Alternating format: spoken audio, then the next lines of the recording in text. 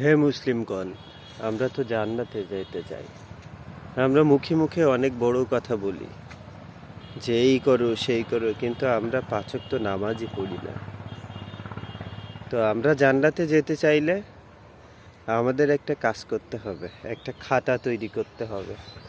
আমরা তো জানি হাসরের ময়দানে এক সাইডে গোনা রাখা হবে, এক সাইডে ভালো কাজ আমল রাখা হবে। দুইটা মাপা হবে। যখন আমলের খাতা বেশি হবে তখন আমরা জান্নাতে যেতে পারবো।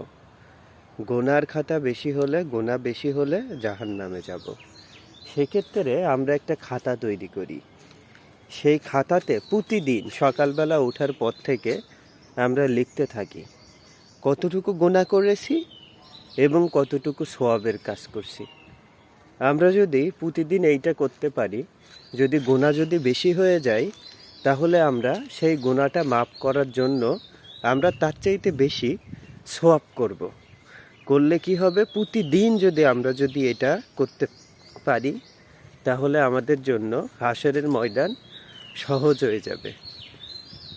আপনার এই কথাটা হয়তো আপনি যত বড় হুজুরের ওয়াজ শোনেন না কেন বা যাই করেন না কেন, এই কথাটা আপনি হয়তো শুনতে পারবেন না। তো ভিডিওটি ভালো লাগলে চ্যানেলটির সাথে থাকবেন। ধন্যবাদ।